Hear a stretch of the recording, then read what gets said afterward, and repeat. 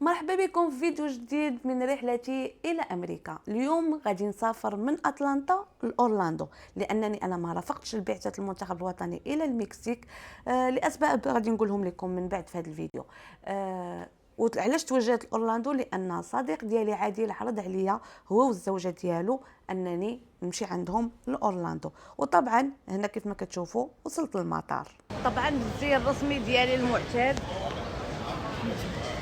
انا دابا في المطار ديال اتلانتا وغادي نمشي لاورلاندو فلوريدا. السبب اللي ما خلانيش نمشي مع المنتخب الوطني للمكسيك هو انني كنت كنتظر واحد المبلغ يدخل لي الحساب، ولكن ما دخلش. فكان عندي داكشي اللي عندي يلاه يكفيني انني ندير شوبينغ، لانني كنت طبعا باغا ندير شوبينغ وانني نقضي المسائل ديالي. جات الدعوه من عند الصديق ديالي العادل طبعا، واللي ما رفضتهاش اكيد.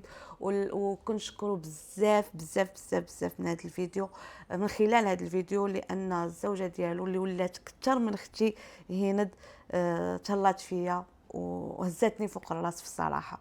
هنا كنت وصلت وطلعت طبعا في المترو ديال المطار، وهنا غادا نمشي ناخذ الفاليز ديالي.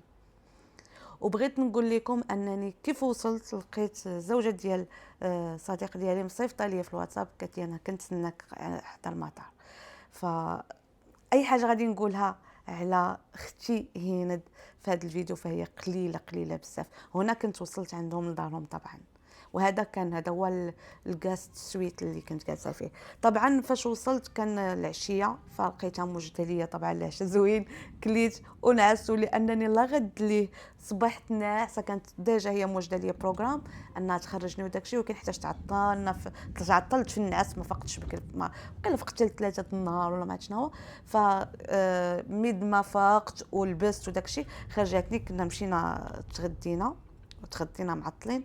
هنا ما بينتش لكم طبعا الغدا، هنا كنتوجهوا داتني ليونيفرسال ستوديو. يونيفرسال فين كاينين الالعاب وداكشي. وهنا كيف ما كتشوفوا وصلنا، وكالعاده كنبين لكم راسي. الا لاحظتوا في الفيديو قبل ما نبان انا، راه كان واحد البرق، لان اورلاندو كيكون الجو عادي كاين الصهد، ولكن كيجي الرعد البرق الشتاء والحياه جميله.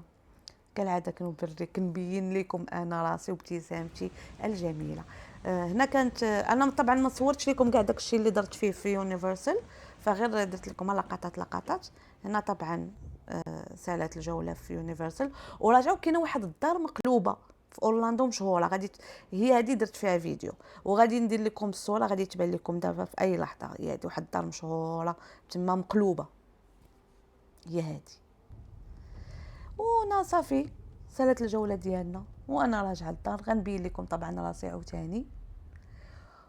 وصلنا للدار، نشوفكم فيديو الجاي، باي باي.